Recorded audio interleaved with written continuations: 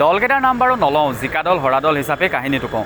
কিছু সময় পূৰ্বে অমূল্য অসমৰ শুভাকাংক্ষী এজনে ফোন কৰি জনালে যে তেওঁ ঘৰৰ সন্মুখত কোনোবাই আহি বিহু মাৰিছেহি। সেই শুভাকাংক্ষীজনে সমৰ্থন কৰা দলটো হাৰিলে আৰু সেইবাবে বিজয়ী দলটো সমৰ্থন কৰা যিসকল লোক আছিল ওচৰৰ, তেওঁলোকে আহি এই ব্যক্তিজনৰ পদূলিৰ সন্মুখত বিহু মাৰিছেহি, ফটকা ফুটাইছেহি।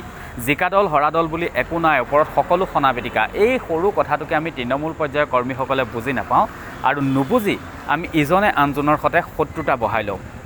এনেকুৱা কামবোৰ বাৰু আমি কিয় কৰোঁ? কোনোবা এজন ব্যক্তিয়ে সমৰ্থন কৰা দলটো হাৰিলে বুলি কিয় আমি তেওঁক ইটিকিং কৰোঁ? কিয় তেওঁৰ পদূলিত গৈ হুঁচৰি মাৰোঁ? কিয় তেওঁৰ পদূলিত গৈ আমি ফটকা ফুটাওঁ?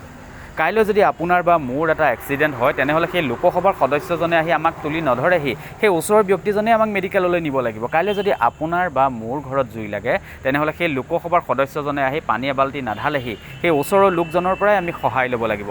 এই সৰু কথাটোকে আমি তৃণমূল পৰ্যায়ৰ কৰ্মীসকলে ভাবি নাচাওঁ।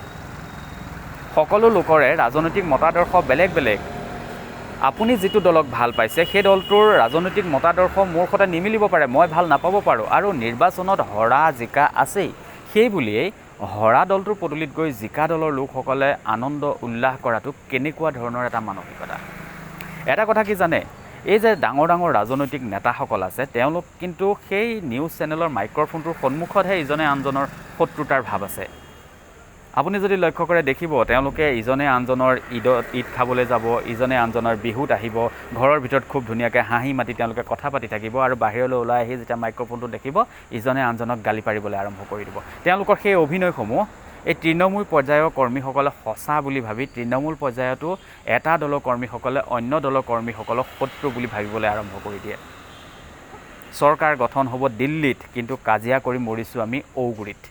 তাৰোপৰি নিৰ্বাচন হৈ যোৱাৰ পাছত গাঁওসমূহত আৰু এটা কাৰবাৰ চলে, আৰু সেইটো হৈছে যিটো দল বিজয়ী হ'ব সেই দলৰ কৰ্মীসকলে যিসমূহ চৰকাৰী আঁচনি বা সা সুবিধা আহিব, সেইসমূহ তেওঁলোকৰ নিজৰ দলৰ লোকসকলকহে প্ৰথমে দিব।